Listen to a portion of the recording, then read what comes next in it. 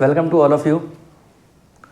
आज के इस वीडियो लेक्चर सीरीज़ में हम लोग समझेंगे कि कैसे ऑर्गेनिक केमिस्ट्री का जो एमीन्स चैप्टर है, जो कि 9th चैप्टर है क्लास 12th में, तो उसके बारे में आज हम लोग समझेंगे। चलिए स्टार्ट करते हैं। Amines basically they are the derivatives of ammonia in which 3 hydrogen atoms are there and one by one each hydrogen atom is replaced by alkyl or aryl groups. So alkyl or aryl derivatives of ammonia are regarded as amines, in which you can clearly see that ammonia in which 3 hydrogen atom is there. So एक R group इसमें add होगा और hydrogen atom बाहर निकल जाएगा। जैसे ही hydrogen atom remove होगा तो जो बनने वाला नया मॉलिक्यूल होगा वो प्राइमरी एमीन कहलाएगा, RNH2। अब ये प्रोसेस लगातार चलती रहेगी। एक R ग्रुप अगेन ऐड करेंगे जो कि एल्काइल और एराइल दोनों हो सकता है, और एक H बाहर निकल जाएगा। तो इस तरह से जो बनने वाला नया मॉलिक्यूल होगा वो सेकेंडरी एमीन होगा। और एक R ग्रुप और ऐड करेंगे तो यहाँ पर आप देखेंगे कि अमोनिया के तीनों हाइड्रोजन रिप्लेस हो चुके हैं और उसकी जगह पर 3 R ग्रुप आ चुके हैं। तो एमीन्स को 3 तरह से डिवाइड किया जाता है: primary amine, secondary amine and tertiary amine. Quaternary amine जो होता है वो बेसिकली अमोनियम सॉल्ट होता है। तो चलिए इसके बारे में देखते हैं। क्लासिफिकेशन ऑफ एमीन्स में अगर आपको कहीं पर भी NH2 ग्रुप दिख जाए तो वो प्राइमरी एमीन कहलाएगा। ध्यान रखना है कि NH2 ग्रुप ही होना चाहिए। अगर वो दिख जाएगा तो इसका मतलब है वो आपका प्राइमरी एमीन हो जाएगा। सेकेंडरी एमीन में NH ग्रुप दिखेगा और उसके दोनों तरफ वैलेंसी उसकी फ्री रहेंगी, तो ऐसे मॉलिक्यूल को सेकेंडरी एमीन बोलेंगे। अगर तीनों हाइड्रोजन रिप्लेस हो जाए और तीनों उसकी जगह R ग्रुप या एल्काइल ग्रुप आ सकते हैं या एराइल ग्रुप हो सकता है, तो उसे हम टर्सरी एमीन कहेंगे। और लास्ट में एक चारों वैलेंसी उसकी हो जाए, क्योंकि नाइट्रोजन की को वैलेंसी 4 होती है और नाइट्रोजन की वैलेंसी 3 होती है, तो क्वाटरनरी एमीन एक कंपाउंड बनेगा या सॉल्ट बनता है जो कि अमोनियम सॉल्ट होता है, जैसे NH4Cl अमोनियम क्लोराइड। सिमिलरली उसमें NH4 प्लस में आपके चारों हाइड्रोजन की जगह पर आपका 4 एल्काइल या एराइल ग्रुप आ सकता है। इसके लिए मैंने कुछ एग्जांपल्स दिए हैं, तो आप देख सकते हैं। प्राइमरी एमीन में जितने भी NH2 ग्रुप जहाँ पर भी आपको दिखाई दें, अगर आपको दिखाई दे रहा होगा ये NH2 और NH2, ये सब प्राइमरी एमीन के एग्जाम्पल हैं, इसको ध्यान रखिएगा। सेकेंडरी एमीन में दोनों तरफ देखिए H और H आ गए, और यहाँ पर 2 हाइड्रोजन रिप्लेस कर दिए गए हैं अमोनिया में से, और एक CH3 ग्रुप यहाँ से, एक CH3 ग्रुप यहाँ से। तो कहीं पर भी आपको NH दिखाई देगा तो ये आपका सेकेंडरी एमीन हो जाएगा। कैसा एमीन हो जाएगा? सेकेंडरी। ये भी देखिए आपका सेकेंडरी एमीन है, और ये भी आपका कैसा है? सेकेंडरी एमीन है। जब हम टर्सरी एमीन्स की बात करते हैं तो आपको देख रहा होगा यहाँ पे इस वाले को हम टर्सरी एमीन कहेंगे, क्योंकि इस नाइट्रोजन का तीनों तरफ से अगर आप देखेंगे तो CH3। अगर आप लोगों ने डिग्री ऑफ कार्बन पढ़ा होगा तो डिग्री ऑफ कार्बन में भी 4 डिग्री होती हैं: primary carbon, secondary carbon, tertiary carbon और क्वाटरनरी कार्बन। चारों डिग्रियों में फ़र्क क्या है कि जो भी मेन सेंट्रल कार्बन एटम होता है उससे जुड़ा हुआ कार्बन एटम है तो उसे हम प्राइमरी कार्बन कहते हैं। मेन कार्बन एटम 2 कार्बन से जुड़ा हो तो उसे सेकेंडरी कार्बन कहते हैं, और 3 कार्बन की वैलेंसी जुड़ी हो उससे तो टर्सरी कार्बन, और चारों अगर वैलेंसी कार्बन की चारों कार्बन से जुड़ी हो तो उसे हम क्वाटरनरी कार्बन कहते हैं। इसका सबसे अच्छा एग्जाम्पल है नियोपेंटेन। तो उसी तरह अमोनिया में भी 3 हाइड्रोजन है, 3 हाइड्रोजन रिप्लेस हो जाते हैं तो उसे हम लोग primary amine, secondary amine, tertiary amine और क्वाटरनरी एमीन। लास्ट में देखेंगे क्वाटरनरी एमीन जो कि एक अमोनियम सॉल्ट होता है। क्वाटरनरी सॉल्ट है, अमोनियम सॉल्ट है, तो उसमें अमोनिया की चारों वैलेंसीज जो कि को वैलेंसी होती हैं तो वो इंगेज होती हैं इस तरह से।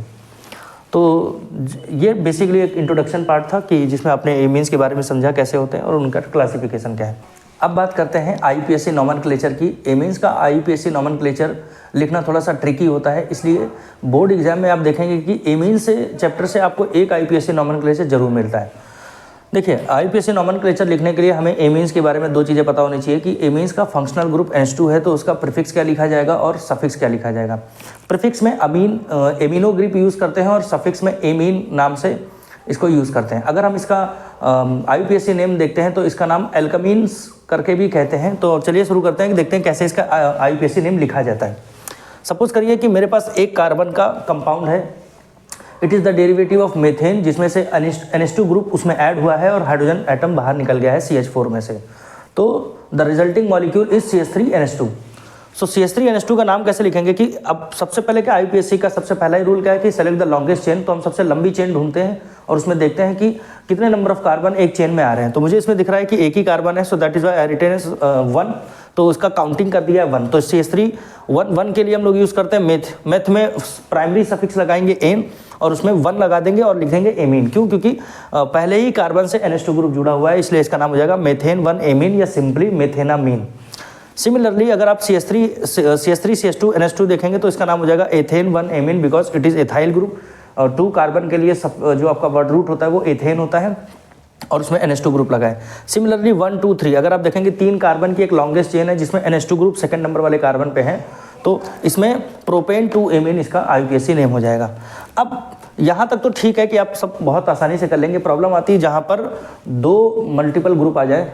तो यहाँ पे देखिएगा सेकेंडरी एमीन का एग्जांपल है जिसमें आप देख रहे हैं सेकेंडरी और टर्सरी एग्जांपल जो है थोड़े से ज़्यादा ट्रिकी होते हैं, उनको समझना बड़ा मुश्किल होता है। तो आप बड़ा ध्यान से समझिएगा कि नाइट्रोजन के साथ में 2 ग्रुप लगे हुए हैं। सपोज करिए कि ये मेथिल एमीन का ही एग्जाम्पल है, ऊपर देखिए आप यहाँ पे। तो यहाँ पे देखेंगे इसमें से एक H हटा के साइड में एक और CH3 आ गया है।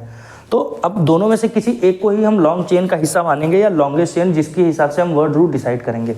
क्योंकि दोनों कार्बन एटम के बीच में एक नॉन कार्बन एटम है, तो ये काउंटिंग में सीधे नहीं जाएगा, ये it is not the part of the counting. So हम ये मानेंगे कि फिर इसमें CH3NH2 में यानी मेथेनामीन में या मिथाइल एमीन में ये CH3 ग्रुप अलग से ऐड हुआ है, तो इसका नाम हो जाएगा N मिथाइल मेथेनामीन।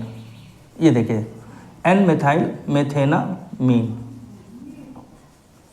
अब इसके बाद जो इसका नाम देख रहे हैं आप, यहाँ पे क्या हो जाएगा कि देखिए एक कार्बन है, इधर 2 कार्बन की चेन मिल रही है, लॉन्गेस्ट चेन सेलेक्ट करेंगे। ऐसे एमीन्स को हम मिक्स्ड एमीन कहते हैं जहाँ पे उसके एल्काइल ग्रुप डिफरेंट हो। तो इसमें 1 और 2 इसके हिसाब से N मिथाइल एथेनामीन हो जाएगा। सिमिलरली यहाँ इधर भी 2 कार्बन की चेन है, उधर भी 2 कार्बन की चेन है, तो N एथाइल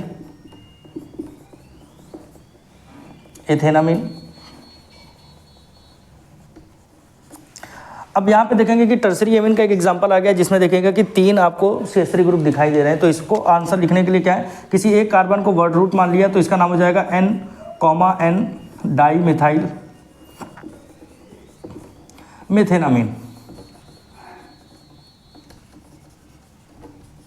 अब इसके बाद देखेंगे कि इस ग्रुप में देखेंगे कि देखिए 3 कार्बन की चेन एक तरफ है, एक तरफ 2 कार्बन है, एक तरफ 1 कार्बन है। तो जो भी ग्रुप है जहाँ पे देखिए आप P दिख रहा है, तो ये सब प्रीफिक्स हो जाएंगे क्योंकि लॉन्गेस्ट चेन आपको 3 कार्बन की मिल रही है। तो इसका नाम हो जाएगा N एथाइल। अब अल्फ़ाबेट ऑर्डर में चलेंगे, N methyl, then propane amine, propane 1 amine,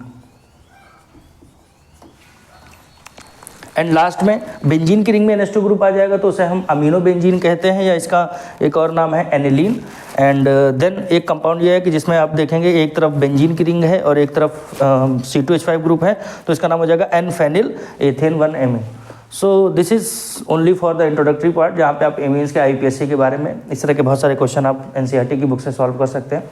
और क्या आपका एमीन्स चैप्टर है जो ये बताता है कि ऑर्गेनिक कंपाउंड की बहुत ही इंपॉर्टेंट क्लास है और अमोनिया के डेरिवेटिव होते हैं इंपॉर्टेंट, बहुत क्वेश्चन इसके आते हैं और बहुत ही लिमिटेड इसका एरिया है। तो जो भी आप टॉपिक पढ़ के जाएंगे तो आप देखेंगे ज़रूर आपको वहाँ पे बोर्ड एग्जाम में क्वेश्चन मिलेंगे और ये बहुत ही स्कोरिंग चैप्टर है।